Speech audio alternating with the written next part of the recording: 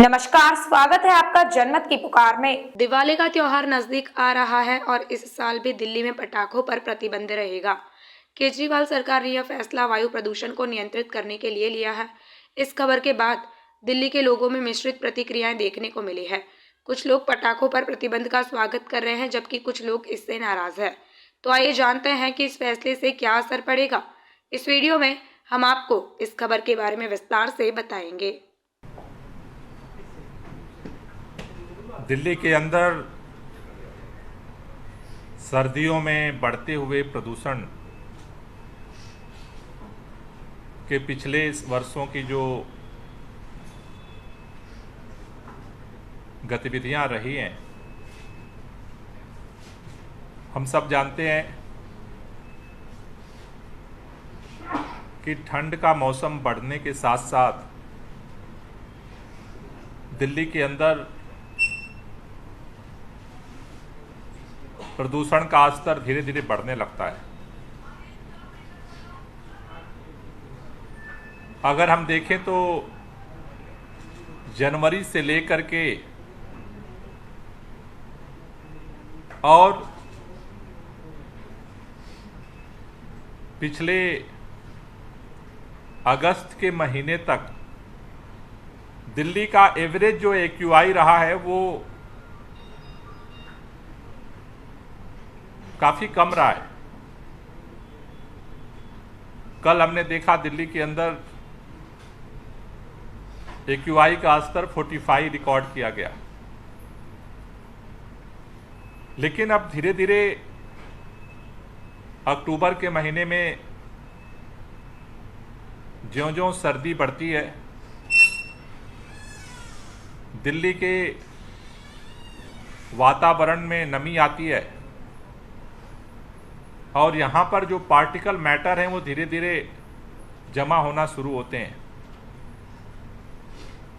जिसमें दिल्ली के अंदर का पोल्यूशन और दिल्ली के बाहर का पोल्यूशन दोनों मिला करके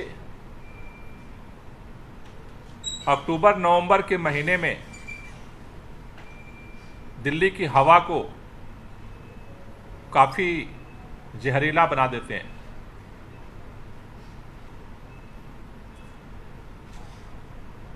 इस पूरे सर्दी के मौसम में प्रदूषण को नियंत्रित करने के लिए सरकार ने विंटर एक्शन प्लान बनाने की प्रक्रिया शुरू कर दी है। उस प्रक्रिया के तहत कल दिल्ली सचिवालय के अंदर देश के जाने माने जो एनवायरमेंटल एक्सपर्ट्स हैं उनके साथ हम मीट कर रहे हैं। साथ ही साथ 14 तारीख को ऑल डिपार्टमेंट्स के अधिकारियों की मीट होगी और सभी लोग मिल करके इस वर्ष के लिए विंटर एक्शन प्लान को तैयार करेंगे, जिसे दिल्ली के मुख्यमंत्री माननीय अरविंद केजरीवाल जी अक्टूबर के फर्स्ट वीक में घोषित करेंगे और उसके अनुरूप दिल्ली के अंदर अभियान शुरू होगा। विंटर एक्शन प्लान के दौरान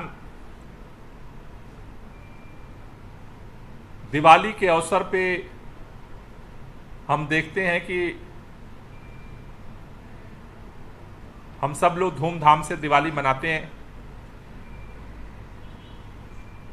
दिए जलाते हैं, लेकिन दिए जलाने के साथ साथ जो पटाखे जलाने की परंपरा उसमें जुड़ी, उसकी वजह से दिवाली के अगले दिन पूरे दिल्ली के ऊपर धुएं का चादर कवर कर लेता है और उस धुएं में जब पराली का धुआं जुड़ जाता है तो दिल्ली के अंदर जो प्रदूषण का स्तर है वो धीरे धीरे खतरनाक श्रेणी में चला जाता है। उसको देखते हुए माननीय सुप्रीम कोर्ट ने 23/10/2018 को एक निर्णय दिया था कि केवल ग्रीन क्रैकर की अनुमति दी जाए, लेकिन उसके बाद भी ये देखा गया कि ग्रीन क्रैकर के आड़ में सभी तरह के पटाखे जलाए गए और उस साल भी प्रदूषण का स्तर काफी ऊंचा गया। उसको देखते हुए 1/12/2020 में एनजीटी ने ऑर्डर दिया कि दिल्ली एनसीआर के क्षेत्रों में जहां जहां पुअर कैटेगरी में पॉल्यूशन पहुंच जाता है वहां पर टोटल बैन लगाया जाए, पटाखों पे पूर्ण प्रतिबंध लगाया जाए। उसको ध्यान में रखते हुए डीपीसीसी ने 28/9/2021 को दिल्ली के अंदर पटाखों के निर्माण, सेल, स्टोरेज पर कंप्लीट बैन लगाया था। 2022 में भी पटाखों पे पूर्ण प्रतिबंध दिल्ली के अंदर लागू था। इस साल दिल्ली के अंदर प्रदूषण के स्तर में लगातार गिरावट हो रही है। अगर हम 2014 के PM10 की मात्रा को देखें तो 324 हुआ करता था। वो धीरे धीरे 2022 में 2023 तक आते आते ये 188 रह गया है। उसी तरह से PM2.5 की मात्रा में भी लगातार गिरावट हो रही है।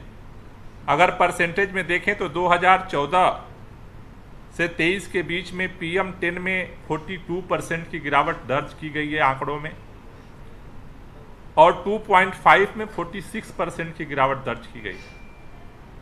लेकिन अगर स्वास्थ्य मानकों को देखा जाए तो अभी भी ये स्थिति स्वास्थ्य के लिए उन महीनों में, खास सर्दियों में हमारे लिए अनुकूल नहीं है। इसलिए प्रदूषण के स्तर को और कम करने के लिए इस साल भी युद्ध प्रदूषण के विरुद्ध जो अभियान है वो सरकार ने उसकी तैयारी शुरू कर दी है विंटर एक्शन प्लान के रूप में, और उसके तहत सरकार ने आज ये निर्णय लिया है, माननीय मुख्यमंत्री जी ने यह निर्णय लिया है, और उनके निर्णय के अनुसार आज ये फैसला को दिल्ली के अंदर लागू करने के लिए डायरेक्शन डीपीसीसी को दिया जा रहा है कि दिल्ली में आने वाली सर्दियों में सभी तरह के पटाखों पर उनके निर्माण, भंडारण, बिक्री, ऑनलाइन मार्केटिंग प्लेटफॉर्म के माध्यम से डिलीवरी सहित पटाखों के जलाने पर पूरी तरह से प्रतिबंध रहेगा। अभी दिवाली में आने में समय है, लेकिन आज ये निर्णय क्यों लिया गया? ये निर्णय इसलिए गया कि हर साल पुलिस डिपार्टमेंट की तरफ से इसके लिए लाइसेंस जारी किया जाता है। जिसके पास निर्माण का लाइसेंस होता है वो निर्माण की प्रक्रिया शुरू करते हैं, जिसके पास भंडारण का होता है वो भंडारण की प्रक्रिया शुरू करते हैं, बिक्री का लाइसेंस जिस पे होता है वो बिक्री की प्रक्रिया शुरू करते हैं। तो अभी से लाइसेंस देने की प्रक्रिया शुरू हो जाती है पुलिस के द्वारा। तो पुलिस को ये डायरेक्शन जो है जारी किया जा रहा है कि वो किसी तरह का न तो निर्माण के लिए, न भंडारण के लिए, न बिक्री के लिए, न ऑनलाइन डिलीवरी के लिए, किसी भी तरह के लिए किसी को भी लाइसेंस जारी न करें, जिससे कि दिल्ली के प्रदूषण के स्तर को और कम किया जा सके दिल्ली के अंदर जो एनजीटी का जो ऑर्डर था कि पुअर कैटेगरी होने पर जिन जिन राज्यों में एनसीआर में ये स्थिति होती है वहां पे पूर्ण प्रतिबंध हो।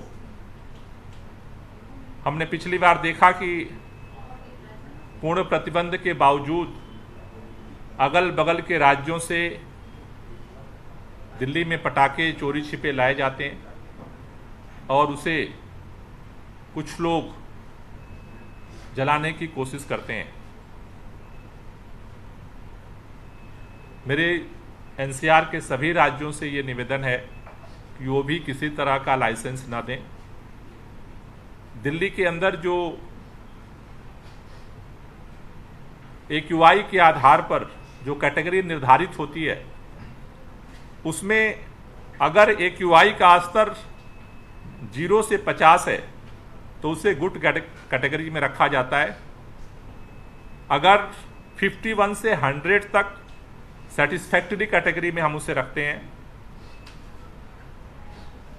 101 से 200 तक मॉडरेट कैटेगरी में रखते हैं और 201 से 300 तक पुअर कैटेगरी में रखते हैं। जिन जिन राज्यों में 200 से प्लस AQI का स्तर चला जाता है वहां पर इसको प्रतिबंधित करने का निर्णय एनजीटी ने दिया था। मेरी सभी राज्यों से निवेदन है कि एक साथ अगर मिल करके इस पर प्रतिबंध होगा तो मुझे लगता है कि हम पटाखों से जो प्रदूषण होता है उसको नियंत्रित करने में हम लोग सफल होंगे। पटाखों के साथ साथ जो बृहद विंटर एक्शन प्लान बनाने की प्रक्रिया शुरू हुई है, कल के एक्सपर्ट्स मीट में उनकी ओपिनियंस को हम सम्मिलित करेंगे और आगे इसे और व्यापक रूप में तैयार करके फिर माननीय मुख्यमंत्री जी आपके सामने रखेंगे। Thank you. ये जो आप पटाखों के लाइसेंस की बात कर रहे हैं पड़ोसी एनसीआर राज्यों के लिए, तो क्या ये आप अपील कर रहे हैं या आपने पत्र लिखा संपर्क किया है इनसे कि आप, क्योंकि दिल्ली नहीं कर रहा है तो आप भी मत कीजिए? नहीं, हम तो अपील कर रहे हैं। एनजीटी का जो फैसला है वो ऑलरेडी सबके लिए है। एनजीटी का निर्णय जो है वो सबके लिए है। अगर पुअर कैटेगरी में जहाँ जहाँ AQI जाता है वहाँ पर इसे प्रतिबंधित करने का फैसला एनजीटी ने दिया है, तो आगे हम इन राज्यों के लिए लेटर भी लिखेंगे। ऐसा कुछ है कि पिछले साल इन राज्यों में पटाखे फोड़े गए और उसके लिए दिल्ली पर असर हुआ, क्या ऐसा है? देखिए, जैसा पहले भी हमने कई बार ये आंकड़े जारी किए हैं कि दिल्ली के अंदर जो पोल्यूशन होता है, CSC ने 2 साल पहले इसका पूरा रिसर्च किया था, तो दिल्ली के जो सोर्सेज हैं उसका जो पोल्यूशन जो होता है उससे डबल जो है वो एनसीआर के राज्यों से पोल्यूशन आता है। तो दिल्ली के अंदर जो कार्रवाइयाँ, जो गतिविधियाँ, जो अभियान चलते हैं, अगर एनसीआर के राज्यों में साथ साथ चलेंगे तो उसका असर दिखेगा। जो CAQM ने पिछली साल एफर्ट किया एनसीआर के राज्यों की मॉनिटरिंग हुई, उसका निश्चित रूप से जो दिल्ली में पोल्यूशन कम हुआ उसमें उसका भी सहयोग रहा है। लेकिन सर, इस पे लगातार पॉलिटिक्स भी होती रही है दिल्ली में, खासतौर पर कि दिवाली का टाइम है, लोग यहाँ पर पटाखे बैन कर जाएंगे तो कैसे होगा। इसके लिए भी अब क्योंकि आप आज ऐलान कर दिया तो फिर से इस पर प्रतिक्रियाएं धार्मिक, तो क्या आपको लगता है कि उसका भी थोड़ा कहीं पर ध्यान देना चाहिए? कुछ एंगल दिया जाता है पटाखों के बैन? मेरे ख्याल से देखिए, ये कोशिश होती रही है, लेकिन लोगों की जिंदगी को बचाया जाए और अपनी धार्मिक आस्थाओं को भी उल्लासपूर्वक मनाया जाए, उस रास्ते की तरफ दिल्ली बढ़ चली है। अगर पिछले साल के अगर देखें तो 2021 में जब ये फैसला दिया गया था तब इसके साथ जो लोग खड़े थे, 2022 में उससे बहुत बड़ी तादाद में लोग इसके साथ खड़े हुए, क्योंकि धीरे धीरे अब जागरूकता बढ़ रही है। दिवाली लोगों ने पिछले साल दिए के साथ मनाई और धूमधाम से मनाई, तो हमें अपने धार्मिक आस्थाओं का अनुपालन भी करना है और अपने ज़िंदगी को भी बचाने के लिए सामूहिक प्रयास भी करना है। तो नई परिस्थितियों में नए तरह की पहल की तरफ दिल्ली धीरे धीरे आगे बढ़ रहा है। मुझे भरोसा है कि इस बार और हम मिल कर के दिया जलाएंगे, दिवाली भी मनाएंगे और पटाखे पर प्रतिबंध लगा करके लोगों की ज़िंदगी भी बचाएंगे। लेकिन सर कोर्ट का ऑर्डर है क्योंकि ग्रीन क्रैकर्स जलाने का, तो उसे ही कड़ाई से लागू नहीं कराया जा सकता कि ग्रीन क्रैकर जलाएं, क्योंकि लोग कहते हैं कि पटाखा जलाना मतलब दिवाली के साथ तो जुड़ा हुआ है। 2018 में ये बात कही थी सुप्रीम कोर्ट ने। 18 के बाद जो 19 में परिस्थितियां बनी थी, उसके बाद ही 2020 में ये निर्णय एनजीटी का आया था। सर इस बार क्या आकलन आप कर रहे हैं, क्योंकि आईआईटी कानपुर भी दिल्ली में अब स्थापित हो चुका है और लगातार आपके पास रिपोर्ट्स आती हैं, इस बार सर्दियों के लिए कोई अनुमान लगाना अभी से ठीक रहेगा, या फिर आप क्या आकलन देख रहे हैं कि क्या स्थिति रह सकती है? देखिए, ये इस पर डिपेंड करता है। जैसा मैंने कहा कि आकलन जिस तरह से अभी जो आईआईटी कानपुर के साथ जो रियल टाइम अप्रोक्सीमेट स्टडी चल रही है, तो इस बार जो सभी जो हॉट स्पॉट्स हैं वहाँ पर हमने अभी वहाँ पर मॉनिटरिंग की प्रक्रिया शुरू की है और इस बार जो रियल सोर्स अप्रोक्सीमेट स्टडीज़ की जो रिपोर्ट्स हैं हमारे विंटर एक्शन प्लान में, उसके आधार पर हम अपनी कार्ययोजना को बनाएंगे। और मुझे उम्मीद है कि पिछले साल जो प्रदूषण के स्तर में गिरावट दर्ज की गई है, वो इस बार और गिरावट जो है देखी जाएगी। Thank you. आशुतोष भाई सर ये बैठे रहिए अरुण जल्दी आओ लेट हो गया है ना, टाइम है। अगर आपने हमारा अभी तक चैनल सब्सक्राइब नहीं किया है तो कृपया चैनल सब्सक्राइब कर लें, लाइक करें, शेयर करें, कमेंट करें। तो मिलते हैं फिर किसी और खबरों के साथ। नमस्कार।